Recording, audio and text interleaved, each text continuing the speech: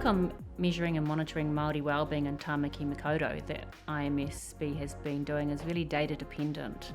And there's a whole series of challenges that come with that I've seen over a number of years.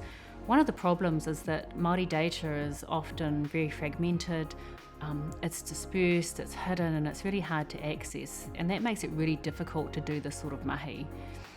When I was talking to people at IMSB, I heard that they'd had to approach more than 40 agencies and units within organisations just to even identify and access the data that they needed to report on the Māori plan, and that's just unacceptable. There needs to be a centralised strategy. There needs to be a clear pathway in so that we can access the data that we need to understand, have a robust evidence base about ourselves. That's not a big ask. That should be standard.